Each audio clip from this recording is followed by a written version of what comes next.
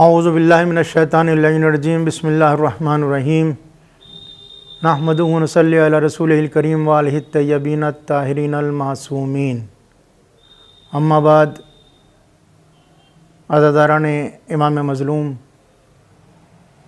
ایام عزا کا سلسلہ جاری ہے۔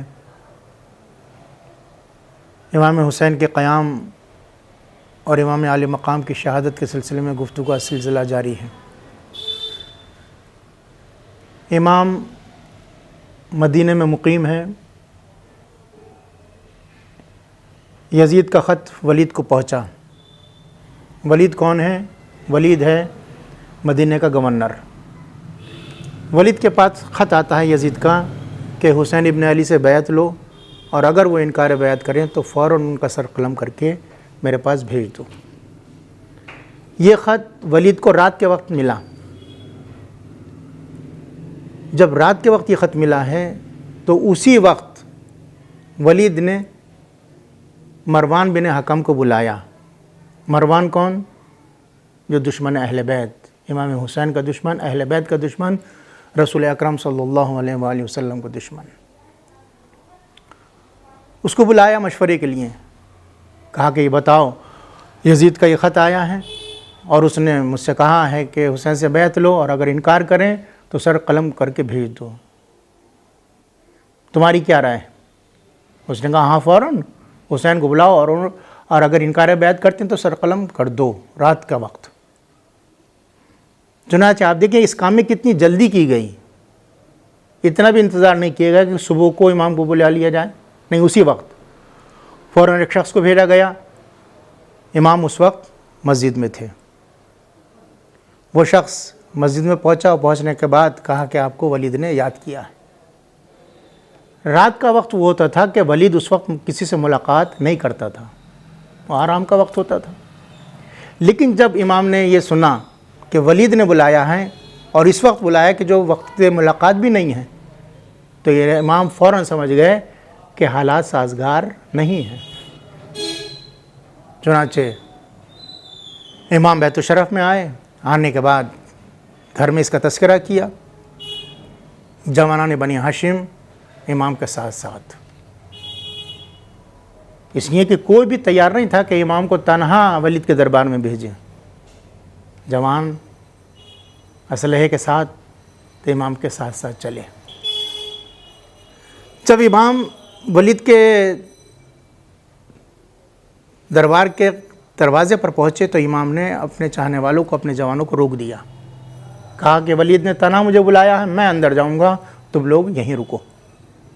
ہاں، اگر حالات خراب ہوں، میری آواز بلند ہو تو تم لوگ اندر آ جانا۔ چنانچہ امام عالی مقام ولید کے دربار میں پہنچے۔ ولید، مروان دونوں ساتھ ساتھ بیٹھے ہوئے تھے۔ امام جیسے ہی پہنچے، ولید نے امام کو اپنے پہلو میں بٹھایا اور فوراً ہی یزید کا خط امام کے سامنے پیش کیا۔ بس جیسے ہی خط پیش کیا تو امام نے کہا کہ ٹھیک ہے، میرے لیے مناسب نہیں ہے کہ اس وقت، یعنی رات کے وقت میں بیعت کروں۔ صبح مسجد میں سب مسلمان جمع ہوں گے، وہیں پر یہ فیصلہ کر لیا جائے گا۔ ولید نے کہا ٹھیک ہے، کل کو یہ بات لوگوں کے سامنے رکھی جائے گی اور مسجد میں یہ فیصلہ آپ کر لیجئے گا۔ بس جیسے ہی امام اٹھے، مروان جو اس کے پہلو میں بیٹھا ہوا تھا، مروان کون ہے اس کو آپ سمجھیے۔ مروان کون ہے؟ مروان وہ ہے مروان بن حکم، کہ اس کے باپ کو اور اس کو رسول اللہ نے مدینے سے نکلوایا تھا۔ اسے طرید رسول کہتے تھے۔ لیکن ان لوگوں نے باقاعدہ اس کو مدینے پھر بلا لیا تھا۔ تو ایسا دشمن کہ جو جانتا تھا کہ رسول اور اہل بیت رسول کی وجہ سے ہماری توہین ہوئی ہے، لہٰذا وہ چاہتا تھا کسی طریقے سے حسین سے وہ بدلہ لیا جائے۔ بس جیسے امام اٹھے، فوراً مروان نے ولید سے کہا کہ اے ولید، غضب کرتا ہے، یاد رکھ اگر امام حسین اس وقت یہاں سے چلے گئے تو پھر تیرے ہاتھ امام نہیں آئیں گے، اسی وقت یا تو بیعت لے یا ان کا سر قلم کر دے۔ اتنی بڑی بات مدینے میں کہی جا رہی ہے۔ بس جیسے امام نے یہ سنا، فوراً امام کو غیظ آ گیا۔ کہا کیا کہتا ہے، کون ہے، کس میں ہمت ہے کہ جو مجھ سے بیعت لے اور میرے سر قلم کرے. بس اس آواز کا بلند ہونا تھا.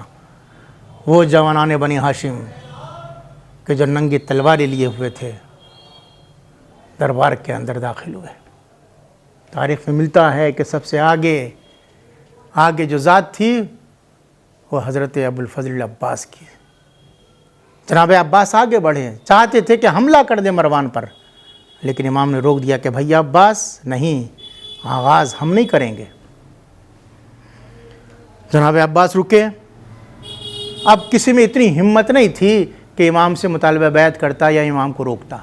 یہ تھا روب و جلال امام علی مقام کا. ولید بھی خاموش ہو گیا, مروان بھی خاموش. امام دربار سے باہر تشریف لے آئے. تب آپ حالات دیکھیں کہ مدینہ میں یہ حالات پیدا ہو چکے تھے کہ مروان جیسا شخص کہہ رہا تھا کہ امام حسین کو یہیں قتل کر دو رات کے وقت میں. لہذا امام نے دنیا کو بتا دیا کہ دیکھو اگرچہ ہمارے قتل کا منصوبہ بن رہا ہے, لیکن اس کے باوجود بھی ہم جنگ کی ابتدا نہیں کریں گے. اگر امام چاہتے اسی وقت مروان کو بھی قتل کیا جا سکتا تھا اور ولید کو بھی قتل کیا جا سکتا تھا. یاد رکھیں نوجوانوں, اگر امام عالی مقام اس وقت ولید کو قتل کر دیتے یا مروان کو قتل کر دیتے تو یزید کو یہ موقع مل جاتا کہ چونکہ حسین نے ہمارے گورنر کو قتل کیا, اس جرم میں ہم نے حسین کو قتل کیا. لہذا امام نے کہا نہیں, جنگ کی ابتدا ہماری طرف سے نہیں ہوگی, بلکہ جنگ کا آغاز ادھر سے ہوگا. ہم دفاع کریں گے, ہم جہاد کریں گے. لہذا امام عالی مقام نے اپنے وطن عزیز کو چھوڑنا گوارا کیا, لیکن امام نے جنگ کی ابتدا کرنا گوارا نہیں کی. یہی امام عالی مقام کا پیغام کہ امن کو قائم کرنے کے لیے, معاشرے میں سکون قائم کرنے کے لیے, چاہے انسان کو اپنا وطن عزیز چھوڑنا پڑے وہ چھوڑ دے, لیکن معاشرے میں بد امنی نہیں ہونی چاہیے. یہی پیغام کربلا ہے, یہی پیغام امام حسین ہے. وآخر دعوانا الحمدللہ رب العالمین.